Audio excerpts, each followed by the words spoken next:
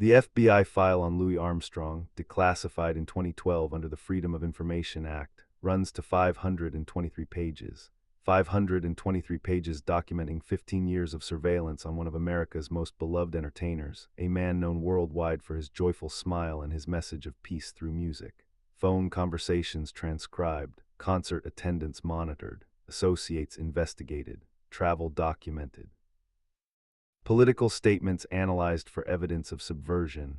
The file reveals something the American public never knew during Louis Armstrong's lifetime. The government considered him dangerous, not because of his music, because of his mouth, because of his willingness to speak truth about race in America when he was supposed to smile and play his trumpet and be grateful. The FBI file tells two stories. Official story of a security investigation into potential communist influence, and the real story of how the United States government spent 15 years trying to silence a black man who refused to stay silent. This is the story of what happens when America's most famous black entertainer stops performing happiness and starts demanding justice. September 1957, Little Rock, Arkansas. Governor Orval Faubus deployed the Arkansas National Guard to prevent 9 black students from entering Little Rock Central High School, defying a federal court order mandating integration. President Eisenhower, after initially hesitating, sent in the 101st Airborne Division to enforce the order and protect the students. The images went around the world, black teenagers being escorted into school by armed soldiers while white mobs screamed hatred. It was supposed to be a victory for federal authority, proof that America was serious about civil rights. But Louis Armstrong, watching from his home in New York, saw something different. He saw federal troops being necessary to protect children going to school. He saw a president who had hesitated, who had allowed the crisis to escalate. And Louis, who had spent his entire career being careful about his public statements, who had mastered the art of being beloved without being threatening, decided he was done being careful. A reporter from the Grand Forks Herald, Larry Lubenow, called Louis for a comment. The call came late at night, after Louis had been watching television news coverage of white mobs screaming at black children. Louis was furious in ways Lucille had rarely seen. When Lubenow asked for his thoughts, what came out was an explosion of rage that had been building for 56 years. Louis said President Eisenhower had no guts for not acting sooner. He said the federal government was going to hell for the way they were treating black Americans in the South. He announced he was canceling an upcoming State Department-sponsored tour of the Soviet Union because the way they are treating my people in the South, the government can go to hell. He called Governor Faubus an uneducated plowboy and described white people in Little Rock with the harshest language. When Lubenow asked if he was sure he wanted these statements published, Louis's response was immediate. "You can print every damn word I said. Those are children being spit on for wanting an education." Lubenow published the interview. It went national immediately, picked up by wire services and front pages across the country, and it changed everything. The reaction. Whiffed and divided, white media outlets expressed shock. The New York Times editorial board suggested Louis should stick to music. Southern newspapers called him ungrateful and unpatriotic. Some radio stations banned his records, but in black communities across America, the response was overwhelmingly supportive. Finally, someone with a platform was saying what black Americans felt every day. The black press celebrated his courage. Civil rights leaders reached out in support. And millions of black Americans who had watched Louis's career with appreciation but also some ambivalence saw him differently now. This was not the grinning entertainer. This was a black man risking everything to speak truth. What the public did not know was that Louis's outburst triggered immediate action from the FBI. On September 20, 1957, just days after the interview was published, FBI Director J. Edgar Hoover ordered the New York field office to open an investigation into Louis Armstrong under the security matter classification. The initial memo states the investigation's purpose: determine extent of subjects' involvement with communist organizations and assess whether subjects' statements constitute incitement. In bureaucratic language, Hoover was asking, is Louis Armstrong a communist? And if not, who is putting these ideas in his head? The assumption was that Louis could not have come to these conclusions on his own, that his anger must be manufactured or manipulated. The FBI could not conceive that a black entertainer might have legitimate grievances based on lived experience. Special Agent Thomas Morrison was assigned as lead investigator. Morrison, a white agent from Nebraska with no background in music or civil rights, began what would become a 15-year surveillance operation. The FBI's methods were extensive. Phone taps were placed on Louis's home in Corona, Queens, and on his manager Joe Glaser's office. Every conversation was recorded and transcribed. FBI informants were recruited from Louis's touring band, paid monthly to report on his private statements and associations. One informant, identified only as confidential source NY447, was a trumpet player who toured with Louis in 1959 and filed weekly reports. Concert attendees were photographed, and anyone meeting Louis backstage was investigated. His mail was intercepted through a program called Mail Cover. His travel was meticulously tracked. His financial records were subpoenaed, analyzed for donations to subversive organizations. His associates were interviewed in ways designed to intimidate them. The file documents FBI agents attending concerts not to enjoy the music, but to monitor the audience for known communists and analyze Louis's between-song banter for political content. Louis knew he was being watched, though the full extent would not be revealed until 2012. Louis Armstrong told him the house phone sounded different, clicks and static that suggested surveillance. She insisted they assume every call was monitored. Friends warned him explicitly that FBI agents were asking questions. Louis's manager, Joe Glaser, who understood how these investigations worked, told him to tone down the political statements because the feds are paying very close attention. But Louis refused to be completely silent, though he became more strategic. Throughout the late 1950s and 1960s, he continued speaking out, choosing his moments carefully. One incident in 1961 confirmed his suspicions. After a private phone conversation with Martin Luther King Jr., pledging financial support, FBI agents appeared at Glaser's office the very next day asking pointed questions about Louis's association with Martin Luther King. The timing was too precise to be coincidental. Louis understood then that his phones were definitely tapped, that private conversations were being monitored in real time. The FBI's surveillance intensified whenever Louis traveled internationally. The Bureau maintained that foreign travel by prominent Black Americans created opportunities for communist recruitment. When Louis toured Africa in 1960 as a State Department cultural ambassador, the FBI sent reports to embassies warning diplomats to monitor Louis's statements.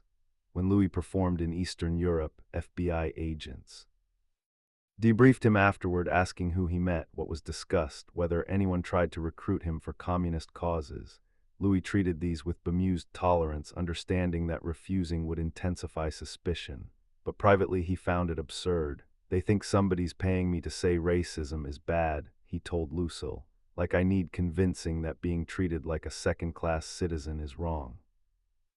The file reveals how the FBI interpreted Louis's every action through a lens of suspicion.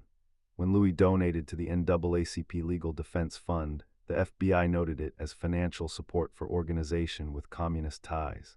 When Louis attended a fundraiser for African famine relief, the FBI documented subject's association with known leftist organizers. When Louis spoke favorably about African independence movements, the FBI recorded subject expressing sympathy for Soviet-backed insurgencies. Any political engagement by Louis Armstrong, no matter how mainstream or humanitarian, was reframed as potential evidence of subversion. The FBI was not investigating whether Louis was actually a threat. They were building a file that could be used to discredit him if he became too much of a problem. There were several close calls where the FBI considered more aggressive action. In 1963, after Louis praised the March on Washington and Martin Luther King Jr., "I Have a Dream" speech, internal memos debated whether to place Louis on the security index, a list of people to be detained in case of national emergency. Hoover personally reviewed the recommendation and decided against it, not because Louis was innocent, but because the publicity would be counterproductive. The memo states, subject's detention would create significant public relations difficulties given his international profile. Louis was too famous to openly suppress, but not famous enough to be left alone. The file also documents the FBI's attempts to interfere with Louis's career. In 1965, when Louis was being considered for a State Department tour of Vietnam to perform for troops, the FBI submitted an unfavorable security assessment noting his history of anti-government statements.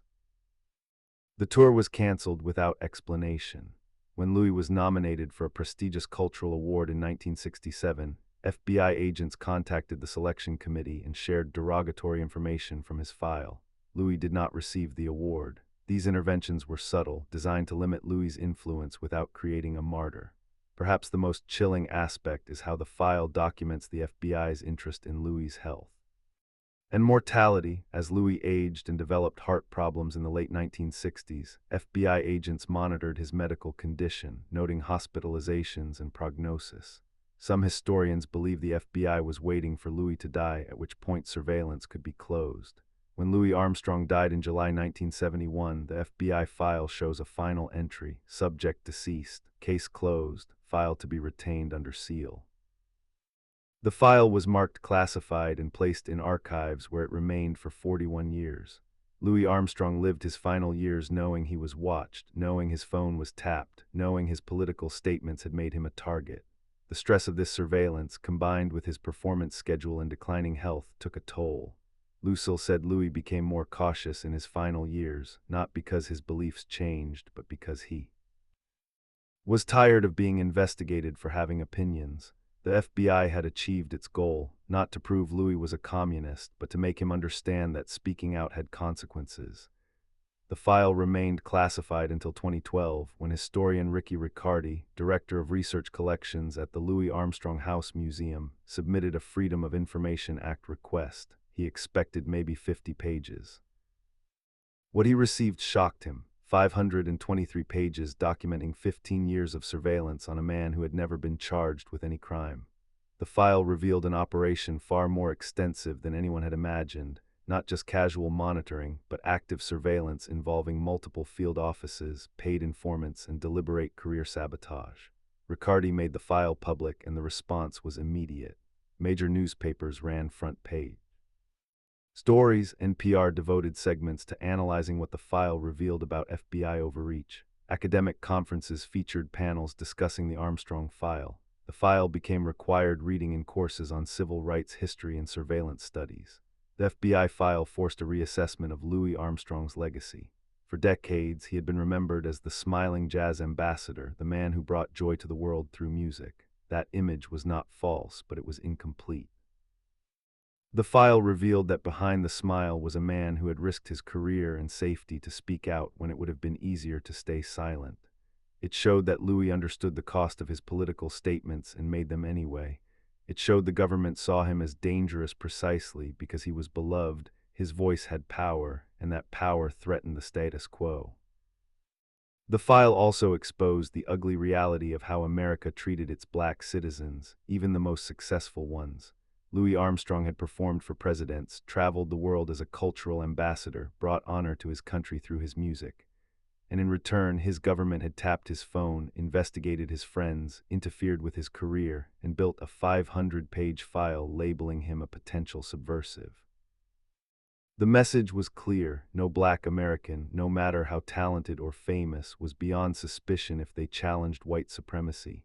Success did not buy freedom from surveillance. Fame did not protect against government harassment. Today, the Louis Armstrong FBI file sits in the National Archives, a testament to both government overreach and individual courage. Researchers find evidence of an extensive surveillance apparatus designed to monitor black Americans who spoke out.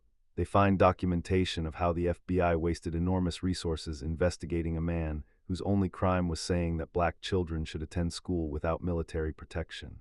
They find proof that Edgar Hoover's FBI was less interested in actual security threats than in suppressing political dissent from the black community. And they find a portrait of Louis Armstrong that contradicts the simple narrative of the happy entertainer. Louis Armstrong's decision to speak out in 1957 cost him. It triggered 15 years of surveillance. It damaged relationships with venues and sponsors who wanted an apolitical entertainer. It subjected him to government harassment that continued until his death. But it also revealed who he truly was, not just a performer but a person with principles, willing to risk comfort and safety to speak truth. The FBI file, intended to document subversion, instead documented courage. It showed a man choosing conscience over convenience, choosing justice over approval, choosing to be fully human instead of just an entertainer. J. Edgar Hoover wanted the file to prove Louis Armstrong was dangerous, and in a way, he was right. Louis was dangerous to a system that depended on black silence, dangerous to a government that wanted black citizens to accept second-class status without complaint. Louis Armstrong refused to submit, and the FBI file is the evidence.